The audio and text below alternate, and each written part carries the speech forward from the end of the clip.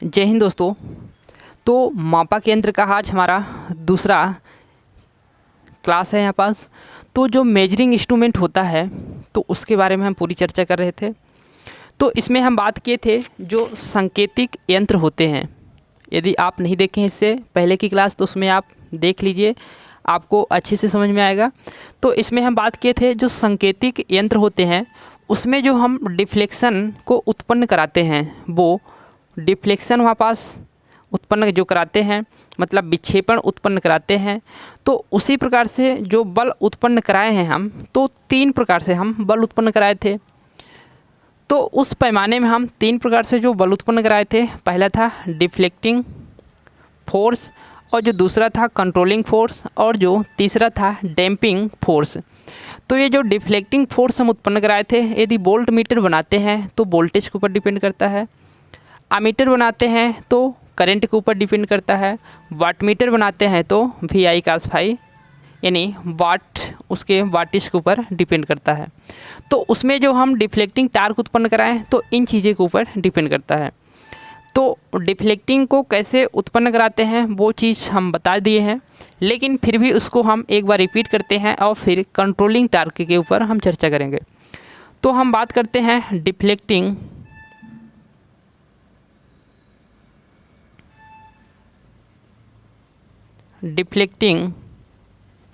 Force. तो deflecting force मतलब विक्षेपण बल। तो जो यहाँ पास कोई हमारा यहाँ पैमाना हो गया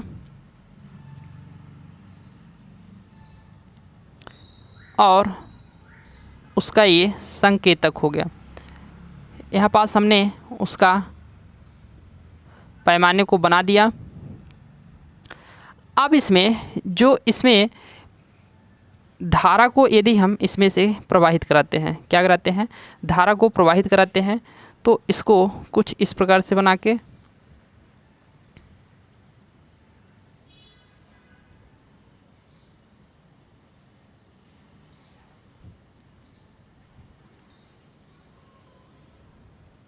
इस यंत्र में हम धारा को प्रवाहित कराते हैं। तो जब धारा प्रवाहित कराएंगे तो इसमें होगा एक टार्क उत्पन्न होगा। यदि 2 एम्पीयर की हम धारा को प्रवाहित कराते हैं तो ये जो संकेतक है, ये संकेतक, ये पॉइंटर, ये जो सुई है, तो वो 2 एम्पीयर पे आके रुक जाएगा। क्या होगा, 2 एम्पीयर पे आके रुक जाएगा और हमारी फाइनली स्थिति को ये दिखाएगा। लेकिन इसमें जो ये पॉइंटर यहाँ से यहाँ तक आया तो उसके लिए इसने क्या किया, टार्क उत्पन्न किया, एक फोर्स लगाया। अब फोर्स वो जो लगाता है तो वो इसका जो विद्युत का कई इफ़ेक्ट होते हैं, उसकी वजह से इसने यहाँ पास फोर्स लगाया। वहाँ पास इफ़ेक्ट जो देखे थे, विद्युत का प्रभाव देखे थे, वो चुंबकीय प्रभाव में परिवर्तित होकर फोर्स को लगा सकता है। हीटिंग प्रभाव होते हैं उसके, केमिकल प्रभाव होते हैं, प्रेरण प्रभाव होते हैं, इलेक्ट्रोस्टैटिक प्रभाव होते हैं। इस प्रकार से 5 प्रभाव हम बताए थे। किसी इसमें से एक प्रभाव का यूज करके यहाँ पास इस डिफ्लेक्टिंग टार्क को ये पॉइंटर उत्पन्न किया। तो यहाँ पास डिफ्लेक्टिंग टार्क जो उत्पन्न हुआ, डिफ्लेक्टिंग टार्क मतलब डी। तो इस डिफ्लेक्टिंग टार्क के कारण जब ये पॉइंटर घूमा तो हम यदि 2 एम्पीयर यहाँ से मेज़र करना चाहते हैं तो क्या पॉइंटर यह सच में आके 2 एम्पीयर के पास रुक जाएगा? ऐसा होगा क्या? ऐसा नहीं होगा। ऐसा क्यों नहीं होगा? जब हम पॉइंटर में, इस चल सिस्टम में क्या करते हैं, यहाँ डिफ्लेक्टिंग टार्क देते हैं तो ये पॉइंटर 2 एम्पीयर पे ना रुककर ये पैमाने के अंतिम में आके रुक जाता है। कहाँ रुकता है? अंतिम में आके रुक जाता है। तो ये पॉइंटर आके यहाँ पास रुक जाता है। अब बोलेंगे कि यहाँ ये कैसे रुक गया, ऐसा क्यों हुआ? तो आप देखिए, डिफ्लेक्टिंग हम दे दिए लेकिन उसको हम रोकने के लिए कोई क्षमता नहीं लगाए बाहर से। आप एग्जाम्पल के लिए क्या कर रहे हैं, यहाँ पास आप यहाँ फुटबॉल को खेल रहे हैं। क्या कर रहे हैं? फुटबॉल खेल रहे हैं। यहाँ पास आप किसी दूसरे बंदे को देना चाहते हैं तो यहाँ पास क्या है, एक दूसरा बंदा है जो फुटबॉल को यहाँ लेना चाहता है। लेकिन आपने फुटबॉल मारा और इस बंदे ने रोका नहीं, तो फुटबॉल आके फाइनली कहाँ आ गई, यहाँ आ गई। जब फुटबॉल को यहाँ आना था लेकिन इस फुटबॉल ने आके सीधे यहाँ आ गई, तो इस बंदे ने नहीं रोका, इसलिए फुटबॉल आगे जाके चली गई है। क्या यहाँ पास मारेंगे तो यहीं पास रुक जाएगी फुटबॉल? कोई वॉल हो तो यहीं पास रुकेगी क्या? नहीं रुकेगी। जब ये बंदा रोकेगा तभी रुकेगी, नहीं तो वो आके आगे चली जाएगी, क्योंकि उसमें हम बाहर से फुटबॉल को कोई रोकने के लिए बल नहीं लगाया, तो वो आगे निकल जाएगी। ठीक उसी प्रकार से ये जो पॉइंटर होता है, तो वो जहाँ हमको रोकना था एक्चुअली में वहाँ रुकेगा नहीं, वो आगे चला जाएगा। तो फिर इसको रोकना हमको पड़ेगा। 2 एम्पीयर की हम यहाँ से धारा को प्रवाहित करा रहे हैं, तो मेजरिंग इंस्ट्रूमेंट हमको 2 एम्पीयर की यहाँ पास रीडिंग देना चाहिए, लेकिन 2 एम्पीयर की नहीं दिया, वो जाके फाइनली में रुक गया। तो उसके लिए हमने डिफ्लेक्शन टार्क तो उत्पन्न करके इसको हमने घुमा दिया पॉइंटर को, परंतु यहाँ पास पॉइंटर जब हमको एक कंट्रोलिंग टार्क हम यहाँ पास लगाएंगे, तब ये जाके पॉइंटर हमको क्या देगा, फाइनल एक रीडिंग देगा कि यह चलो भाई 2 एम्पीयर पे हमने करंट प्रवाहित कराया, तो 2 एम्पीयर की यह रीडिंग को दर्शाएगा। कब? जब इधर से रोकने के लिए हम कोई बाहर से बल लगाएंगे। तो इसको जो हम इधर साइड से बल लगाते हैं, तो वो बल होगा हमारा कंट्रोलिंग टार्क होगा। कौन सा टार्क होगा? Controlling torque. तो टार्क है तो T और यहाँ पास कंट्रोलिंग को C से। तो जो हम दूसरा टार्क यहाँ पास पढ़े थे कि उसमें चल सिस्टम में जो मूविंग प्रणाली है उसमें जो हम लगाते हैं तो टार्क को, तो यहाँ पास वो जो दूसरा टार्क होता है वो होता है कंट्रोलिंग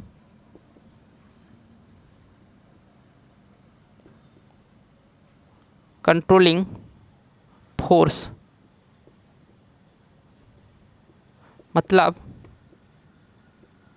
नियंत्रण बल। तो नियंत्रण बल हम लगाएं। अब यह पैमाना क्या होगा, इधर से एक बल कार्य करेगा, तो यह पॉइंटर आके यहाँ पास रुकेगा। अब ये पॉइंटर जब यहाँ से 2 एम्पीयर की धारा प्रवाहित कराए ना, तो शुरू के पोजीशन से और इस 2 एम्पीयर के पोजीशन तक जो पॉइंटर घूमा, उसके बीच में एक हमको मिलता है यहाँ पास कोण। कोण मिलता है जो थीटा डिग्री पर यह कोण हमारा झुका है। अब जो थीटा डिग्री जो होता है, तो थीटा ये उत्पन्न कैसे हुआ? ये डिफ्लेक्टिंग टार्क के कारण उत्पन्न हुआ। जब डिफ्लेक्टिंग टार्क इधर से डिफ्लेक्ट किया, तो उधर से एक पॉइंटर घुमा और थीटा डिग्री उसको कोण बनाया। तो ये जो थीटा डिग्री कोण उत्पन्न होता है, यह अनुक्रमणपाती होता है, ये जो कंट्रोलिंग टार्क है। चूँकि यहाँ पास जो थीटा डिग्री है वो बढ़ेगा कैसे? जब ये बढ़ेगा इधर से ऐसे ऐसे खूब तेज से बल लगाएगा, तब ये बढ़ेगा, थीटा डिग्री का मान बढ़ेगा। अभी यहाँ पास है, फिर किसी पोजीशन में ये यहाँ पास आ जाएगा, यहाँ पास आ जाएगा, तो ऐसे इसका ये जो मान है तो बढ़ता जाएगा। तो यहाँ पास जैसे थीटा का मान बढ़ेगा, तो इधर से कंट्रोलिंग भी एक बल लग रहा है, इधर से बहुत स्पीड से ऐसे ऐसे बल लग रहा, तो इसका मान को जब ये थीटा वाला इसे दबाएगा, तो कंट्रोलिंग वाला भी क्या पीछे हटने को तैयार होगा? नहीं हटेगा। तो एक ज़बरदस्ती जब बल लगाएगा, तो वो पीछे कंट्रोलिंग टार्क ऐसे हटने का प्रयास करेगा, फिर भी वो बहुत तेज़ी से बल लगाएगा। तो जैसे ही थीटा का मान इधर बढ़ता है, तो कंट्रोलिंग टार्क का मान बढ़ेगा, वो भी एक बल लगाएगा आपस में। तो दोनों मान क्या करेंगे? एक दूसरे के अनुक्रमपाती हो गए। तो यहाँ थीटा का मान बढ़ेगा तो कंट्रोलिंग टार्क का मान भी बढ़ेगा। तो थीटा का मान यहाँ पास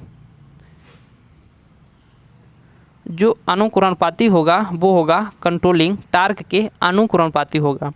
और आपको बताया था कि जो डिफ्लेक्टिंग टार्क होता है वो किसके अनुक्रमपाती होता है? वो एमीटर है तो करंट के, वोल्टमीटर है तो वोल्टेज के। तो जो कंट्रोलिंग टार्क है यहाँ पास तो निर्भर करेगा किसके ऊपर? यहाँ पास थीटा के ऊपर निर्भर करेगा, थीटा के अनुक्रमपाती होगा। जब ये सुई, ये पॉइंटर रुकेगा कब? तो जब इधर से लगने वाला डिफ्लेक्टिंग टार्क और इधर से लगने वाला कंट्रोलिंग टार्क एक दूसरे के बराबर हो जाएंगे, तब यह पॉइंटर जाके रुक जाएगा।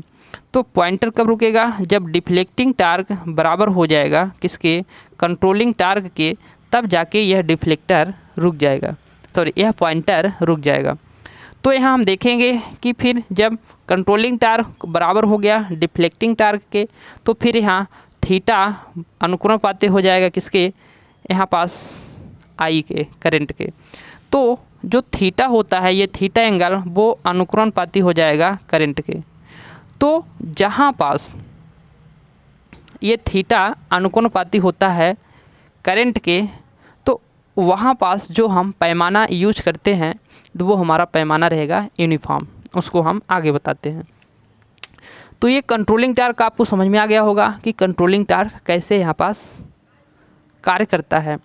अब कंट्रोलिंग टार्क उत्पन्न कैसे हुआ, ये तो कार्य करता है कि उधर से धक्का दिया तो एक रोकने के आपस में काम किया, लेकिन उत्पन्न कैसे हुआ। तो कंट्रोलिंग टार्क यहाँ पास जो उत्पन्न होता है तो वह स्प्रिंग के द्वारा हम यहाँ पास कंट्रोलिंग टार्क को उत्पन्न कराते हैं। किसके द्वारा, स्प्रिंग के द्वारा। तो स्प्रिंग हम अब देखते हैं कि कंट्रोलिंग टार्क उत्पन्न कराने की जो विधि होती है वो दो विधि होती है, एक तो स्प्रिंग द्वारा और जो दूसरी होती है ग्रेविटी फोर्स द्वारा, ग्रेविटी नियंत्रण और एक स्प्रिंग नियंत्रण। तो उसको देखते हैं।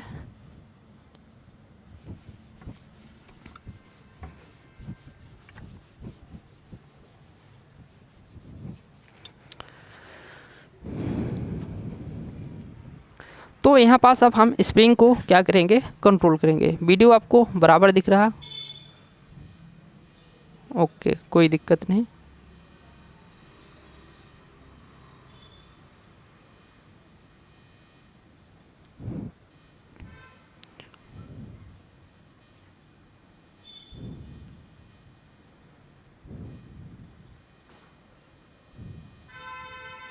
ओके, अब देखते हैं हम कि यहाँ पास जो कंट्रोलिंग के लिए हम दो विधि यूज करते हैं वो कौन सी विधि होती है। तो कंट्रोलिंग के लिए यहाँ हम जो विधि यूज करेंगे वो दो प्रकार से विधि होगी। पहला होगी स्प्रिंग विधि, स्प्रिंग कंट्रोल मेथड, और जो दूसरा होगा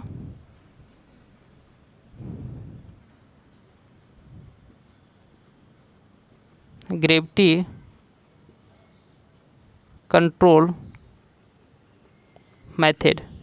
स्प्रिंग को आप बोलेंगे कमानी नियंत्रण विधि और ग्रेविटी को गुरुत्व नियंत्रण विधि। तो यहाँ पास स्प्रिंग कंट्रोल जो मेथड है तो उसको कंट्रोल कराने के लिए हम स्प्रिंग का यूज़ किए हैं। तो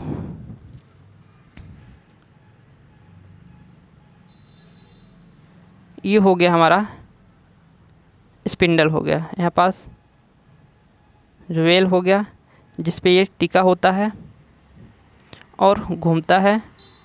यहाँ पास भी वही चीज़ हो गया, इसको आगे हम बताएंगे। और ये हो गया हमारा पैमाना। इस पैमाने में यहाँ पास हमारा पॉइंटर हो गया जिसको हम यहाँ मापन के लिए हमने नामकरण दे दिया। अब इसमें जो हम यूज करने वाले हैं स्प्रिंग, तो इसके कंट्रोल के लिए हम यहाँ पास स्प्रिंग यूज किए हैं। यहाँ पास ये कंट्रोल के लिए हमने स्प्रिंग यूज किया। तो ये जो स्प्रिंग होता है तो स्पाइरल स्प्रिंग होता है। कैसे होता है, स्पाइरल स्प्रिंग। तो स्पाइरल का मतलब हुआ सर्पिल कमानी।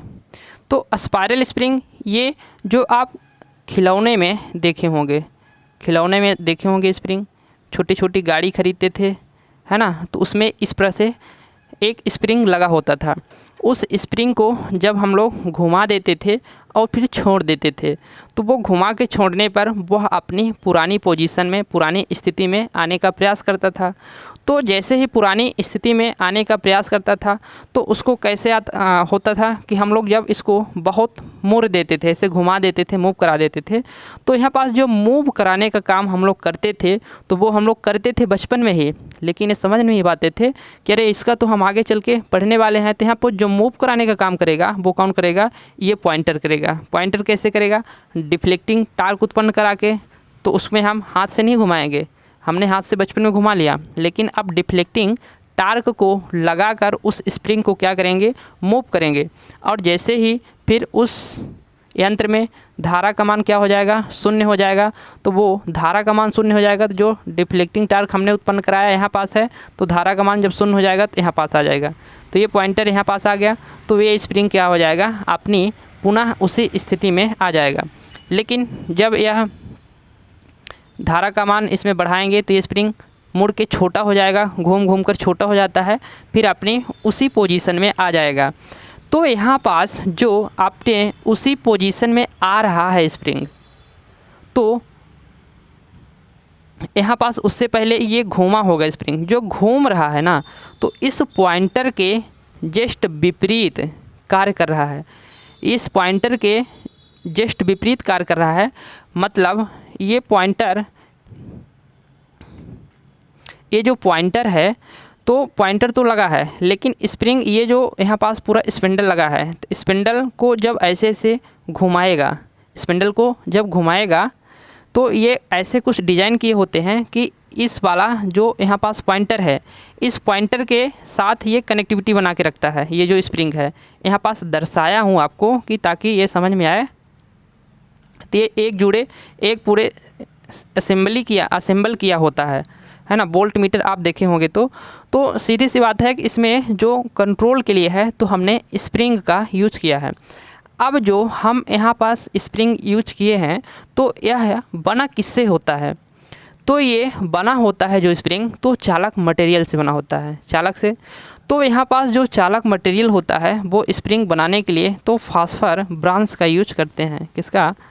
Phosphor branch. फास्फर ब्रांच का यूज करते हैं, या इसी को बोलते हैं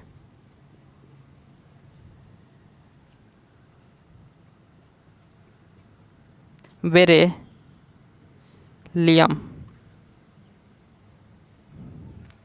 या इसी को बोलेंगे बेरेलियम, बेरेलियम तावा।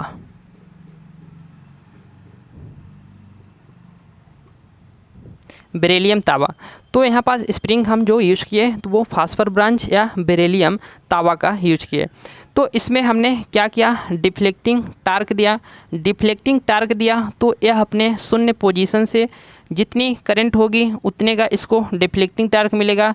ले लेते हैं 2 एम्पियर, तो 2 एम्पियर का इसने डिफ्लेक्टिंग टार्क यहाँ पास उत्पन्न किया। तो इसके बीच में हमको मिला एक थीटा डिग्री। तो थीटा जो इसमें मिला तो वो अनुक्रमपाती किसके होगा? वो कंट्रोलिंग टार्क के अनुक्रमपाती होगा। जो इधर से थीटा इस पॉइंटर को धक्का देगा इसको डिफ्लेक्ट कराने के लिए, उधर से उतना ही कंट्रोलिंग टार्क लगेगा। तो एक दूसरे के यह कुल मिला के हो गए अनुक्रमणपाती। तो जो यहाँ पास कंट्रोलिंग टार्क होता है वो अनुक्रमणपाती होता है किसके? थीटा के अनुक्रमणपाती होता है। तो यहाँ पास जो स्प्रिंग कंट्रोल का यूज हम कर रहे हैं तो वह इसका जो टार्क होगा, कंट्रोलिंग टार्क होगा, वो थीटा के अनुक्रमणपाती होगा। इस चीज़ को आपको ध्यान रखना है, क्योंकि जब हम ग्रेविटी बताएंगे तो उसमें यही चीज़ चेंज होता है, ग्रेविटी में यही चीज़ चेंज हो जाएगा। तो यहाँ पास जो फास्फर ब्रांच हम चालक तार लिए हैं तो इस चालक तार का हम यूज कैसे करते हैं? तो इसका हम चालक तार का यूज करने के हमको ये फ़ायदे होते हैं। यहाँ पास 2-3 फ़ायदे होते हैं। तो स्प्रिंग जो होता है तो कंट्रोलिंग करने के साथ साथ करता क्या है कि कोई ऐसा इंस्ट्रूमेंट होते हैं जिसमें धारा का प्रवाह करने का भी कार्य करता है। ये जो स्प्रिंग होता है ये एक चालक तार होता है। तो कंट्रोलिंग करने के साथ साथ चालक तार का भी कार्य करता है, जिससे हम उसमें धारा का प्रवाह कराते हैं। तो कई ऐसे इंस्ट्रूमेंट हैं जिनमें धारा के प्रवाह के साथ साथ कंट्रोलिंग का भी हम यूज करते हैं। तो स्प्रिंग में कुछ ऐसी विशेषता होनी चाहिए, तब तो वह क्या करेगा, चालक की तरह कार्य करेगा और उसमें धारा का प्रवाह होगा। तो उसमें खास विशेषता यह होती है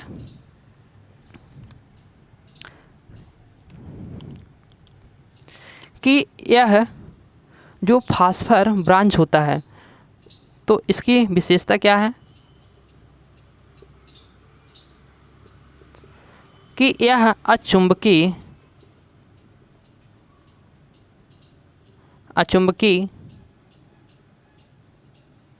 होता है। मतलब इसमें चुंबक नहीं बनता, चुंबक बनेगा भी, चालक है ठीक है, लेकिन बहुत कम बनता है, निम्न चुंबक होता है। और दूसरा चीज़, इसकी जो प्रतिरोधकता है वह भी क्या होती है, निम्न होती है, प्रतिरोधकता। तो इसमें निम्न प्रतिरोधकता होती है। और इसमें जो इसका ताप गुणांक है, ज़्यादा टेम्परेचर पर क्या होना चाहिए, ज़्यादा टेम्परेचर पर यह गर्म होता है क्या, नहीं। तो यह निम्न ताप गुणांक का होता है। कैसा होता है, निम्न ताप गुणांक। तो यह निम्न ताप गुणांक का होता है, मतलब टेम्परेचर ज़्यादा यह उत्पन्न नहीं करता है, यह ताप ज़्यादा उत्पन्न नहीं करता है। नाइक्रोम वगैरह हैं तो बहुत ज़्यादा ताप उत्पन्न करते हैं, तो यह ताप उत्पन्न उतना नहीं करता है। तो इस स्प्रिंग जो हम यहाँ पास स्प्रिंग इस इंस्ट्रूमेंट का यूज़ जहाँ हम करेंगे, उसमें कुछ खराबियाँ भी होती हैं। इस स्प्रिंग वाले इंस्ट्रूमेंट में कुछ खराबी होती है कि जो स्प्रिंग होता है, तो स्प्रिंग में हम क्या करेंगे, धारा का प्रवाह करेंगे। धारा कभी ज़्यादा प्रवाहित होगी और कभी कम प्रवाहित होगी।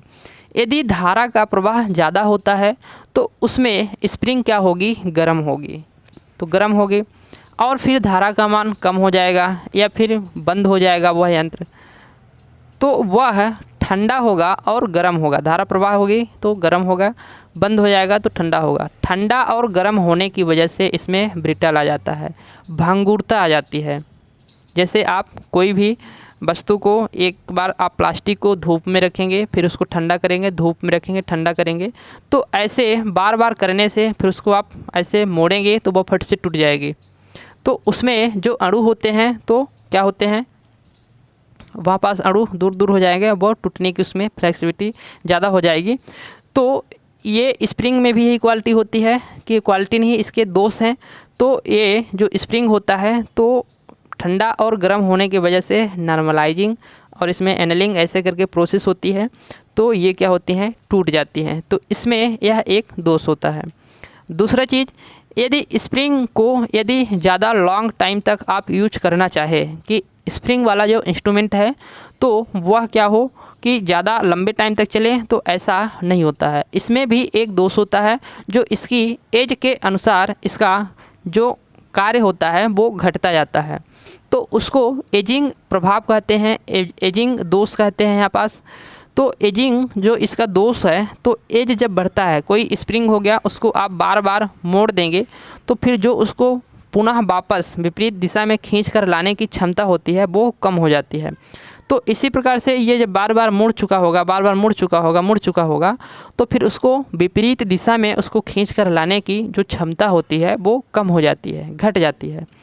तो यह स्प्रिंग में क्या होते हैं, दोष होते हैं। तो इस दोष को क्या बोलेंगे, एजिंग प्रभाव।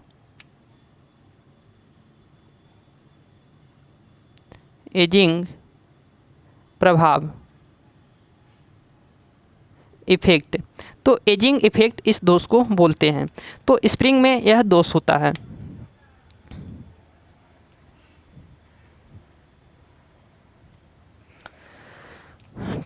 अब इसमें बात हम कर रहे थे कि जहाँ पास ये कंट्रोलिंग टार्क, ये जो पॉइंटर है, तो फाइनली स्थिति इसकी कब रुकती है, जब कंट्रोलिंग टार्क बराबर होती है किसके, कंट्रोलिंग टार्क, जब डिफ्लेक्टिंग टार्क बराबर हो जाएगा कंट्रोलिंग टार्क के, या फिर कंट्रोलिंग टार्क बराबर हो जाएगा डिफ्लेक्टिंग टार्क के, तब यह क्या होगा, पैमाना रुक जाएगा। इस कंडीशन में हमारा जो थीटा है अनुक्रमपाती होगा किसके, आई के।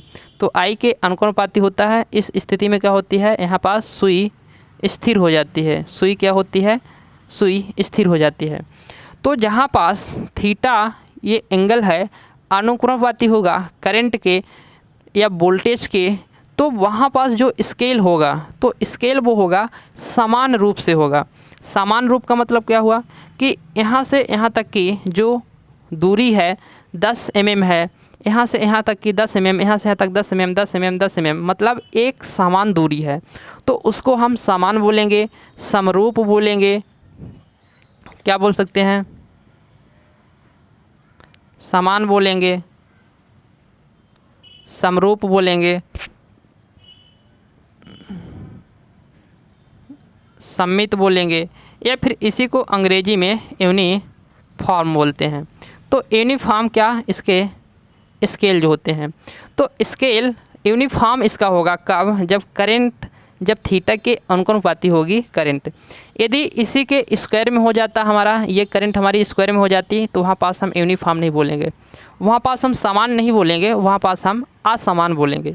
लेकिन यहाँ सीधे ही डायरेक्टली प्रोपोर्शनल है, तो फिर इसको हम क्या बोलेंगे कि यह समान, यहाँ पास जो स्केल यूज करेंगे वो होगा समान होगा, यूनिफॉर्म होगा। अब दूसरा चीज़ इसमें हम देखेंगे, स्प्रिंग कंट्रोल मेथड का यूज कर लिए कि कैसे यह कार्य करता है। अब हम दूसरा देखेंगे इसमें ग्रेविटी कंट्रोल मेथड। तो ग्रेविटी कंट्रोल मेथड को समझते हैं कि कैसे वर्क करता है ग्रेविटी कंट्रोल मेथड। यहाँ पास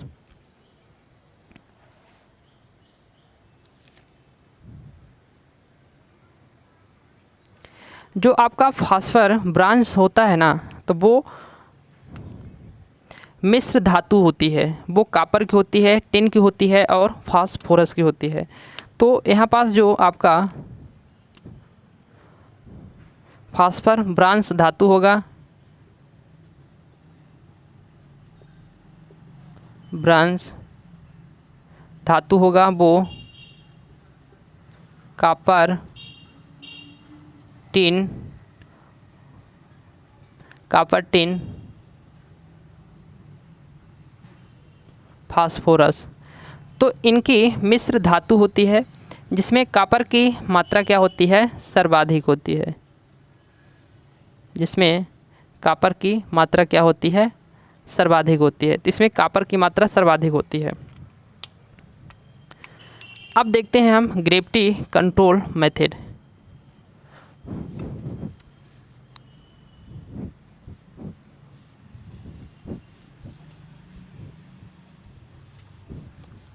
तो ग्रेविटी कंट्रोल मेथड में इसमें हम कोई स्प्रिंग का यूज करेंगे क्या, इसमें बिल्कुल भी कोई हम स्प्रिंग का यूज नहीं करेंगे। तो ग्रेविटी से, गुरुत्व से क्या तात्पर्य है कि हम इसमें पृथ्वी से गुरुत्व से संबंधित कोई ही हम कंट्रोल यूज करेंगे। तो इसके लिए हम क्या करते हैं, एक पैमाने को बना लेते हैं, जैसे हमने पैमाना बनाया था। तो ये पैमाना हो गया, और इस पैमाने में हमने क्या किया, यहाँ पास नामांकन कर दिया इसके स्केल का। अब यहाँ पास एक हम लेते हैं, टेढ़ा हो गया, ये हो गया हमारा पॉइंटर। और इस पॉइंटर में, ये पॉइंटर हो गया, इसका स्पिंडल हो गया, इसके साथ में हमने क्या किया, एक वेट को, एक भार को हमने यहाँ पास लटका दिया। वो भार है क्या, हमारा W है। अब इसमें हम क्या करेंगे, इसमें डिफ्लेक्शन देंगे, डिफ्लेक्शन देंगे जो करंट के अनुपाती होगा, यानी इसमें हम करंट यानी सप्लाई यानी धारा प्रवाहित कराएंगे। तो इसमें जब हम डिफ्लेक्टिंग टार्क देते हैं, dt देते हैं, तो यह जो पॉइंटर है तो अपने जीरो कंडीशन से आकर क्या करेगा, जितने एम्पीयर की हम धारा को प्रवाहित कराएंगे उतने ही एम्पीयर की यह क्या करेगा, आके उतने एम्पीयर पर आके रुक जाएगा। तो ये जो पॉइंटर इसका है, तो पॉइंटर की पोजीशन इसका चेंज हो गया। तो ये जो भार लटका है, इस भार का भी पोजीशन चेंज हो जाएगा। तो ये भार का भी पोजीशन कुछ इस प्रकार से चेंज हो गया। तो ये भार हमारा यहाँ पास आ गया, चूँकि पॉइंटर के साथ ही क्या है, जुड़ा है। इसके बीच में हमको क्या मिल गया, थीटा डिग्री एंगल मिल गया, थीटा डिग्री एंगल मिल गया। अब यहाँ पास जो हम ये भार देख रहे हैं, ये दूसरा वाला भार, जो नया भार मिला हमको W, इस भार का जो स्थिति है, तो हम इसको देखें तो यहाँ पास इसमें इसके दो घटक होंगे। चूँकि एक यहाँ पास ये सीधा है, इसके नीचे की ओर एक घटक कार्य करेगा जो हमेशा कोई भी वस्तु को नीचे की ओर ही झुकाता है। तो इस पॉइंटर को मान लीजिए हम इसके सहायता से समझना चाहें, ये हमारा मार्कर हो गया। मार्कर का मतलब हो गया ये हमारा पॉइंटर। पॉइंटर अभी हमारा कैसा था, शून्य स्थिति में था जब धारा प्रवाहित नहीं हो रही, ये पॉइंटर है।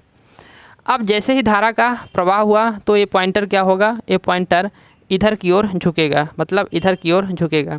धारा का प्रवाह जैसे ही कराया तो ये पॉइंटर क्या हुआ, झुक गया इधर की ओर। डिफ्लेक्टिंग टार्क इसमें हमने उत्पन्न करा दिया, यहाँ पास आ गया। अब डिफ्लेक्टिंग टार्क इसमें हमने उत्पन्न कराया तो ये पॉइंटर खिसक के यहाँ आ गया। इसके बीच में जो भी एंगल बनेगा वो थीटा होगा। अब इसमें हम जानते हैं कि इसको जब हम अभी दबा के रखे हैं, जब ढीला करेंगे तो ये ऑलरेडी नीचे की ओर आ जाएगा। क्यों नीचे की ओर आएगा, क्योंकि पृथ्वी में जो मौजूद ग्रेविटी फोर्स, गुरुत्वाकर्षण बल है, उसके कारण यह नीचे की ओर आ जाएगा। गुरुत्वाकर्षण बल हमेशा वस्तुओं को नीचे की ओर खींचने का प्रयास करती है, खींचती भी है, तो वो नीचे की ओर आ जाएगा।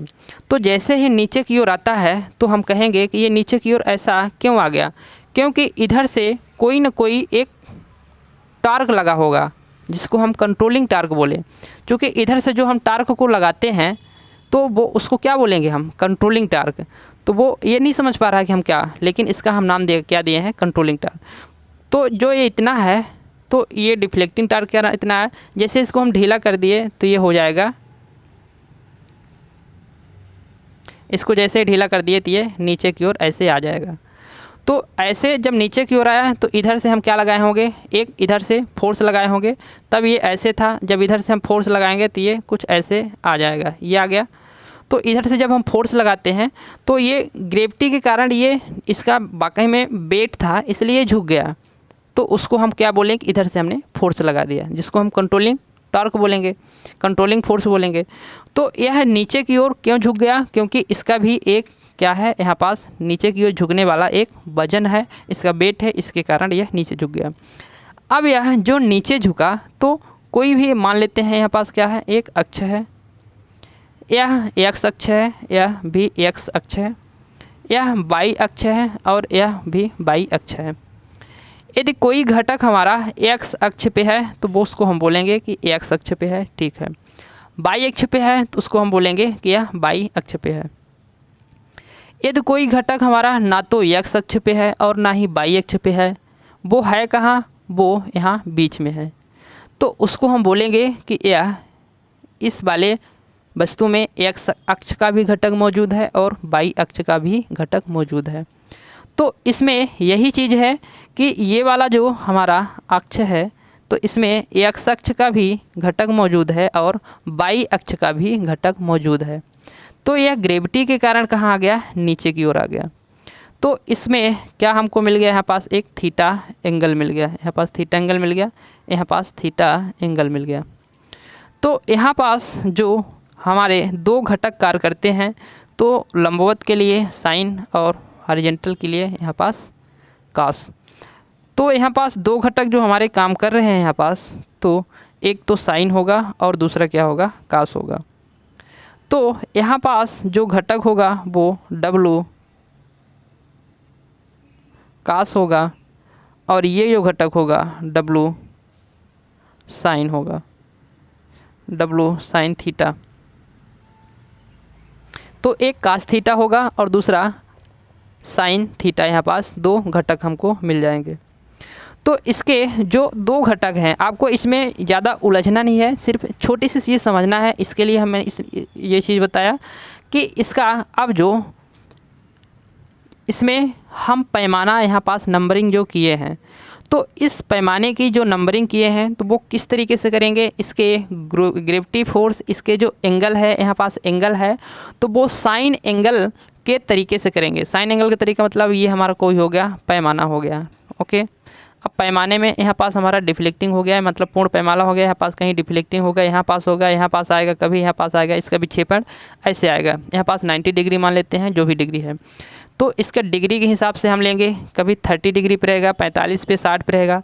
तो 30 पे रहेगा, 45 पे रहेगा, 60 पे रहेगा इसका साइन की वैल्यू। तो साइन की वैल्यू अलग अलग रहेगी। यहाँ पास कुछ भी लेते हैं, 0.5 ले लेते हैं, 0.77 लेते हैं, 0.8 लेते हैं, है ना, 0.8 लेते हैं। तो इस प्रकार से इसका 5 है, फिर 7 है, फिर 8 है, ऐसे बढ़ता जाएगा। तो इसका जो पैमाना होगा तो कैसे होगा, पैमाना इसका यूनिफॉर्म नहीं होगा। यूनिफॉर्म होता तो यहाँ 10 mm था, ठीक है, 10 mm रहेगा, 10 mm रहेगा, 10 mm। लेकिन ऐसा यहाँ कुछ नहीं है। यहाँ ऐसा क्या है कि 0.5 है, तो यहाँ पास 0.5 यानी 5 पास में रहेगा। इसके बाद 7 आ गया, मतलब इसका दूर थोड़ा जाएगा। 7 है मतलब थोड़ा दूर दूर रहेगा, तो ये दूर दूर रहेगा। 8 आ गया तो और दूर दूर रहेगा। 9 रहेगा तो और दूर दूर रहेगा। तो इसका जो पैमाना है तो कुल मिला के आपका कैसा रहेगा, इसका पैमाना कुछ इस प्रकार से रहेगा। पहले तो शुरू में पास में रहेगा, फिर दूर दूर में रहेगा, फिर और दूर दूर में रहेगा, ऐसे ऐसे। तो इसका पैमाना जो होता है तो यूनिफॉर्म नहीं होता है, बल्कि नॉन यूनिफॉर्म होता है, जिसको हम क्या बोलते हैं, क्रैम्पेड। क्रैम्पेड मतलब तंग पैमाना। तो इसको हम बोलेंगे क्रैम्पेड तंग पैमाना बोलेंगे। तो इसका जो स्केल होता है वो कैसा होता है, क्रैम्पेड होता है, तंग पैमाना होता है। अब इन लफड़ों में नहीं पढ़ना है, आपको सिर्फ ग्रेविटी वाले में इतना याद रखना है कि यूनिफॉर्म नहीं होता है, नॉन यूनिफॉर्म होता है।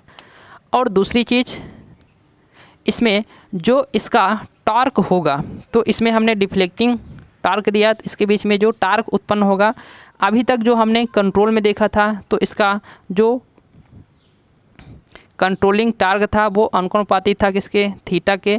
ये डिफ्लेक्टिंग की बात कर रहा हूँ, याद दिला रहा हूँ, लेकिन सॉरी इसकी स्प्रिंग की बात कर रहा हूँ, ठीक है। लेकिन यहाँ पास जो ग्रेविटी में होगा तो इसका जो कंट्रोलिंग टार्क होगा वो अनुपाती होगा, थीटा के तो होगा ही, लेकिन उसके साइन वैल्यू के अनुपाती होगा। तो ज्या मान के अनुपाती होता है इसका जो कंट्रोलिंग टार्क होता है।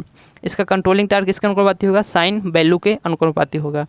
तो ये चीज़ आपको पूछ सकता है कि किसके लिए ज्या मान अनुपाती होता है, कंट्रोलिंग के लिए और गुरुत्व के लिए या फिर स्प्रिंग के लिए। तो इन दोनों में बेसिक डिफरेंट आपको यहाँ पास देखना था। लेकिन यहाँ पास इसके जो पैमाने हैं तो हमने पास रखा, फिर दूर दूर रखा। इसके वजह से इसका पैमाने का डिज़ाइन करना क्या होता है, कठिन होता है। तो इसका यह एक दोष है, क्रैम्पेड पैमाना होना, तंग पैमाना होना, इसका यह एक दोष है। उसमें तो एक लाइन खींच देते तो क्या होता, लाइन खींच देते बराबर दूरी पर तो कोई भी बना सकता था। लेकिन इसमें ये सब गणना करना, डाटा एंगल निकाल के सब करना कठिन होता है, इसलिए इसको बोलेंगे कि यह एक इसका दोष है।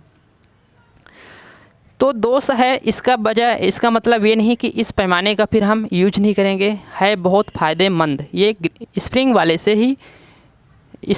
से भी फ़ायदेमंद है, क्योंकि स्प्रिंग वाले में एक दोष होता था जो एजिंग दोष होता था, लेकिन इसमें ऐसा कोई दोष नहीं है, एजिंग दोष नहीं है। ग्रेविटी के ऊपर डिपेंड करता है, गुरुत्व के ऊपर डिपेंड करता है। तो गुरुत्व का मान कभी कम नहीं होगा, कभी ज़्यादा नहीं होगा, परिवर्तन नहीं होगा।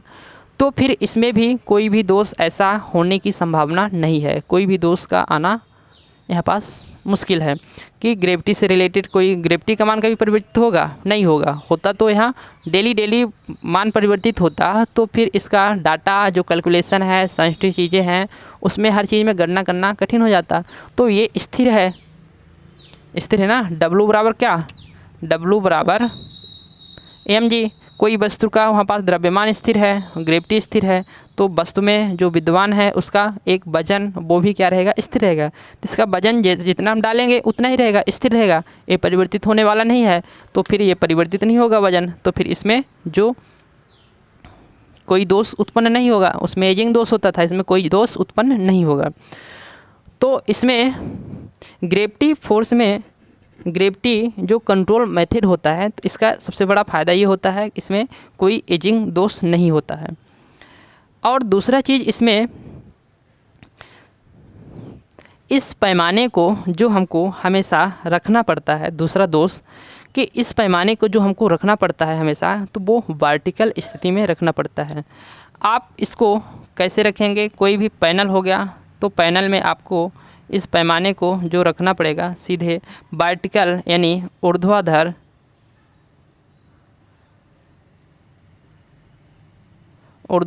वर्टिकल पोजीशन में ही इसको हमेशा रखना पड़ेगा। जैसे हमारा बोर्ड लगा है अभी, कैसे है? वर्टिकल है, मतलब सीधे खड़े खड़े ही रखना है।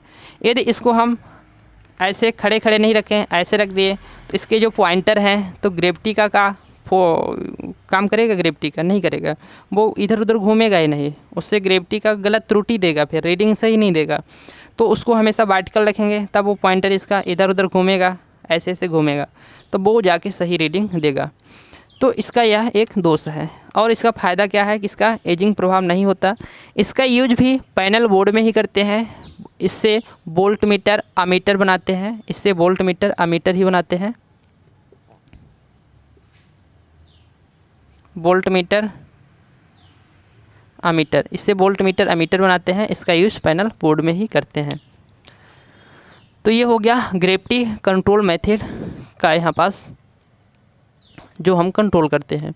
अब इसमें हम तीसरा बताया था कि जो इसमें डैम्पिंग होती है, तो डैम्पिंग के बारे में चर्चा कर लेते हैं कि आखिर डैम्पिंग का क्या मामला है यहाँ पास। तो 3 प्रकार से यहाँ पास हमने क्या किया था, फोर्स उत्पन्न कराया था किसके यहाँ पास, चल जो सिस्टम होता है, तो चल सिस्टम को कार्य कराने के लिए हम 3 प्रकार से यहाँ पास फोर्स उत्पन्न कराए थे। तो 2 हो गए हैं, और जो तीसरा फोर्स होता है यहाँ पास, तो वो होता है डैम्पिंग फोर्स। तो डैम्पिंग फोर्स मतलब अवमंदन बल। तो फिर इस अवमंदन बल का क्या मतलब हुआ? तो हम क्या किए, एक पैमाने को ले लिए, एक इंस्ट्रूमेंट को ले लिए। अब इंस्ट्रूमेंट में क्या किया हमने, यहाँ पास डिफ्लेक्टिंग टार्क को उत्पन्न कराया। फाइनली जितने हमको एम्पियर का यहाँ पास धारा हुई फ्लो, उतने एम्पियर पे जाके यह रुक गया। ठीक है, इधर से कंट्रोलिंग टार्क हमने उत्पन्न कराया, तब जाके यह क्या हुआ, धारा का मान यदि 0 होता है तो धारा का मान 0 होने की स्थिति में यह स्प्रिंग इधर से कंट्रोलिंग टार्क धक्का देता है, तो ये पॉइंटर 0 आ जाता है। यदि ऐसा ना होता तो क्या होता, ये पॉइंटर यहाँ चला जाता और जाकर कहीं पड़ा रहता, चुपचाप उठ के ओवे न करता। तो इसको हमने क्या किया, यहाँ पास से कंट्रोलिंग टार्क लगाया, तब आके जब करंट का मान 0 हुआ होगा तब जाके 0 पर हो गया। कंट्रोलिंग टार्क ना लगाते तो ये पड़ा का पड़ा रह जाता है। तो ये कंट्रोलिंग टार्क लगाना हमारे लिए ज़रूरी था। अब इसमें हमने जो तीसरा बल लगाया तो डैम्पिंग बल लगाया। तो डैम्पिंग बल हमने क्यों लगाया, तो यहाँ पास डैम्पिंग बल लगाना हमको इसलिए पड़ा कि यहाँ हमने 2 एम्पीयर की मान लीजिए धारा को प्रवाहित कराते हैं, या फिर 4 एम्पीयर की धारा को हम यहाँ ले लेते हैं कि इसमें से 4 एम्पीयर की हम धारा को प्रवाहित कराते हैं। तो 4 एम्पीयर की धारा को प्रवाहित कराएंगे तो ये पॉइंटर कहाँ आएगा, हमारा इस 4 एम्पीयर के पास आ जाएगा। लेकिन यहाँ से जैसे डिफ्लेक्टिंग टार्क इसको हम दिए 4 एम्पीयर के लिए, तो ये पैमाना एग्जैक्ट 4 एम्पीयर पर ही नहीं आएगा। हम मानते हैं कि यहाँ लास्ट में भी नहीं रुकेगा, चूँकि कंट्रोलिंग टार्क मार के भगा देगा इसको, तो यहाँ पास आके ये स्थिर रहेगा। लेकिन इतना भी स्थिर नहीं रहेगा कि ये आके सीधे 4 एम्पीयर पे ही रुक जाए, चूँकि इसका डिफ्लेक्टिंग टार्क जो है तो धक्का देगा, तो पहले तो आएगा तो यहाँ रहेगा, जब इधर से भी खाएगा तो फिर क्या करेगा, ये इधर आएगा, जब इधर से भी खाएगा तो फिर इधर आएगा, जब इधर से भी खाएगा तो इधर आएगा। क्या खाएगा, मार खाएगा। मतलब ये एग्जैक्ट आके 4 एम्पीयर पर ही नहीं रुकेगा। तो करेगा क्या कि यहाँ पास जो इसका पॉइंटर है तो पहले इधर आएगा और फिर इधर से इधर आएगा, फिर इधर से इधर आएगा, इधर से इधर आएगा। तो ऐसे करके ये क्या करेगा, दोलन करेगा। दोलन करते ये आके फिर ऐसे यहाँ पास 4 एम्पीयर पर रुकेगा। कब, कुछ टाइम बाद, एग्जैक्ट टाइम पे नहीं रुक जाएगा। तो हमको रोकना क्या है, एग्जैक्ट टाइम पे रोकना है कि भाई हम अभी माप रहे हैं तो हमको अभी चाहिए। तो इसको ऐसा करने के लिए फिर क्या करेंगे कि जो इसका पॉइंटर पूरा यहाँ पास से ये काँप रहा था, ऐसे ऐसे जो ऐसे ऐसे कंप रहा था, फिर बाद में जाकर रुका। तो हम यहाँ पास कुछ क्या कर देंगे, जो इसका नीचे वाला भाग है, तो जैसे ऐसे ऐसे हिल रहा था, तो ऐसे हिलता है जब, तो इसको हम रोकने के लिए कुछ ऐसा चीज़ लगा दें कि यह रोके, ताकि जो कंपन कर रहा है, दोलन कर रहा है, ऑसिलेशन कर रहा, वो कम करे। तो ऐसे हम क्या करेंगे, तो आप देखेंगे हवा में तो ऐसे ऐसे हाथ हिला सकते हैं, ठीक है। यदि कमज़ोर हाथ है तो आप हवा में हिला सकते हैं। उसी कमज़ोर हाथ को आप पानी में हिला के देखिए, हिला ही नहीं पाएंगे, मतलब बहुत ही कमज़ोर हाथ है। तो तेल में हिला के देखिए, ऑयल में, और नहीं हिला पाएंगे, आपको मेहनत लगेगी ऐसे ऐसे हिलाने में। तो ऐसे ऐसे हिलाने में जब तेल और पानी में मेहनत लगी, तो ऐसा हम इसके नीचे रख देते हैं कि जो हिलता है, तो इसको हिलाने में मेहनत करा दें तो ये कम हिलेगा। तो इसके लिए हम क्या करेंगे, फिर यहाँ तेल पानी कुछ हवा वगैरह लगाएंगे, जिससे ये हिलता है जो, तो वो कम हिले। तो उसके लिए हम डैम्पिंग, जो डैम्पिंग क्या कर रहा है, ये ऐसे ऐसे ऑसिलेशन कर रहा, दोलन कर रहा है, उस दोलन को हम कम करने के लिए क्या करेंगे, हम डैम्पिंग लगाएंगे। तो डैम्पिंग किसको हम बोलेंगे, तो यहाँ पास जो हिलता है, तो इसको हिलता है, तो यहाँ पास यदि हम कुछ लगा दें, ऐसे पंख उंख लगा दें, और यहाँ पास पूरा पानी भर दें, और पानी भर देंगे, पानी में जब पंख हिलाएंगे तो बड़ा मेहनत लगेगी, तो वो कंपन थोड़ा कम हो जाएगा। जो ये कांपते हुए आता है, तो पानी में जब कांपेगा तो कम कांपेगा, क्योंकि इसको मेहनत करना पड़ेगा। तो ये डैम्पिंग जो है, तो यहाँ पास क्या करेगा, कम करेगा। तो इसके लिए हम जो कंपन कर रहा था, एक्यूरेट रीडिंग नहीं दे रहा था, कुछ टाइम बाद दे रहा था, तो उसको हम एक्यूरेट रीडिंग और उसी टाइम पे रीडिंग लाने के लिए हम क्या करते हैं, डैम्पिंग यूज़ करते हैं। तो डैम्पिंग यहाँ पास यदि जल्दी हो, यदि कोई यंत्र है, उस यंत्र में यदि हम डैम्पिंग को जल्दी तथा सुचारू रूप से, मतलब स्मूथली, आराम से हम उसको रीडिंग पाना चाहते हैं, तो ऐसे यंत्र को सुनिए, जिस यंत्र में हम जल्दी तथा सुचारू रूप से स्मूथली रीडिंग पाना चाहते हैं, तो ऐसे यंत्र को हम क्या नाम देंगे, डेड बेड। तो डेड बेड हम किसको बोलेंगे, तो यहाँ पास जो डेड बेड यंत्र होता है, तो एक होता है क्रिटिकल। तो क्रिटिकल जो यहाँ पास डैम्पिंग होती है, क्या होती है, क्रिटिकल डैम्पिंग, मतलब क्रांतिक अवमंदन। तो यदि हम कोई हमारा यंत्र है, उसमें हम जल्दी, ये कुछ टाइम बाद दे रहा था, हमको जल्दी चाहिए रीडिंग, सुचारू रूप से, स्मूथली रूप से चाहिए, तो ऐसे यंत्र में हम जो डैम्पिंग यूज करेंगे, तो उसके लिए हम क्या नाम देंगे कि वह क्रांतिक डैम्पिंग है। ऐसे यंत्र को हम क्रांतिक डैम्पिंग बोलेंगे। और जिस यंत्र में हम क्रांतिक डैम्पिंग का यूज करते हैं, उस यंत्र को हम डेड बेड डैम्पिंग बोलेंगे। उस यंत्र को हम क्या बोलेंगे, डैम्पिंग नहीं, उस यंत्र को डेड बेड हम इंस्ट्रूमेंट बोलेंगे। उस यंत्र को क्या बोलेंगे, डेड बेड इंस्ट्रूमेंट बोलेंगे, डेड बेड इंस्ट्रूमेंट। तो डेड बेड इंस्ट्रूमेंट किसको बोलेंगे, जिसमें क्रांतिक डैम्पिंग का यूज किया गया हो। तो क्रांतिक डैम्पिंग का यूज हम किस लिए किए हैं, क्रांतिक डैम्पिंग का यूज किए हैं ऐसे यंत्र में जिसमें हमको सुचारू रूप से, जल्दी, तत्काल, अच्छी एक्यूरेट रेटिंग की, स्थिरता वाली रीडिंग हमको मिले, प्रदान करे वो यंत्र। ऐसे यंत्र को हम बोलेंगे क्रांतिक डैम्पिंग बोलेंगे। और जिस यंत्र में क्रांतिक डैम्पिंग का यूज करते हैं, उसको हम डेड बेड इंस्ट्रूमेंट बोलेंगे। ओके,